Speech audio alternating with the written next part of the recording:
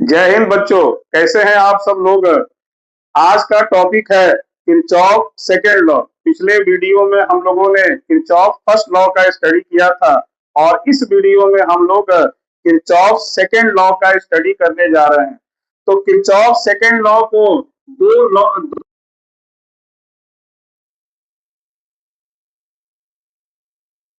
या इसको voltage law भी कहते हैं, वोल्टेज लॉ भी कहा जाता है और शॉर्ट में इसको केवीएल बोलते हैं, that is Kirchhoff voltage law. Okay, आप तो इसका स्टेटमेंट क्या है? इसका स्टेटमेंट है the algebraic sum of change in potential around in closed loop is zero. Okay, फिर से the algebraic sum of change in potential around in closed loop is zero. That is sigma delta V is equal to zero. ये है हमारा KVL Kirchhoff voltage law. Sigma delta V is equal to zero. Okay, अब इसके लिए भी sign convention है। Sign convention आपका ये है, अगर आपके लूप के किसी सेगमेंट में रजिस्टर है तो आपको अगर आपका पाथ करंट के डायरेक्शन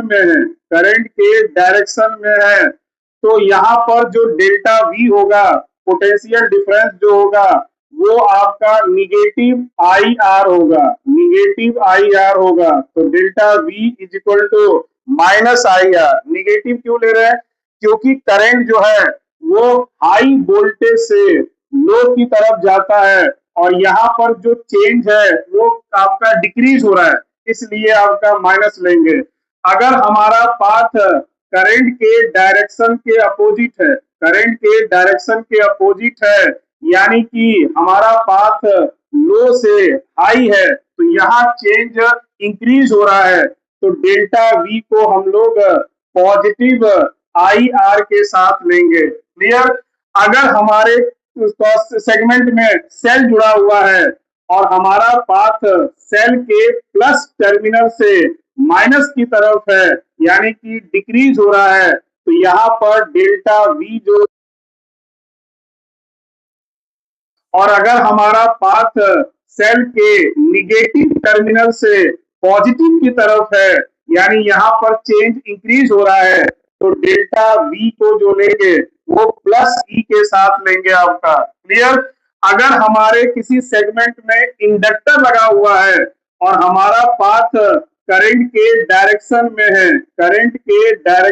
है तो यहाँ चेंज इन वोल्टेज जो होगा वो minus L D I upon D T होगा, वेयर एल जो है इस इंडक्टर का सेल्फ इंडक्टेंस है आपका। ओके, और अगर हमारा पाथ करंट के डायरेक्शन के अपोजिट है,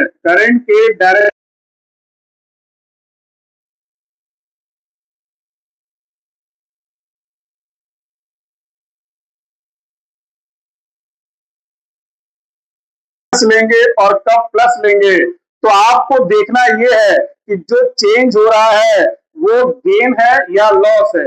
अगर हाई से लो है तो आपका लॉस हो रहा है, तो यहाँ होगा माइनस, और अगर लो से हाई है हमारा पाथ तो गेन हो रहा है, यहाँ पे क्या होगा प्लस। यहाँ देखिए हमारा पाथ प्लस टर्मिनल से निगेटिव की तरफ है तो यहाँ पर माइनस होगा, और अगर हमारा पाथ निगेटिव से पॉजिटिव की तरफ है तो यहाँ पर डेल्टा वी जो होगा प्लस ई लेंगे आपका। उसी तरह से यहाँ पर भी अगर हमारा पाथ करंट के डायरेक्शन में है तो निगेटिव, करंट के अपोजिट है तो पॉजिटिव।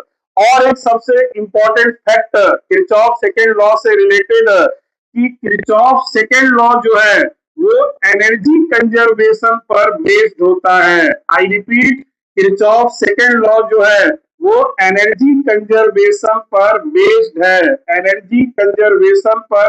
है, या ये कहिए कि किरचॉफ सेकेंड लॉ जो है वो एनर्जी कंजर्वेशन को रिप्रेजेंट करता है। ओके, तो हम लोग नेक्स्ट वीडियो में मिलते हैं जहां मैं इन दोनों लॉ को आपको एक प्रॉब्लम के साथ अप्लाई करके दिखाऊंगा। जय हिंद।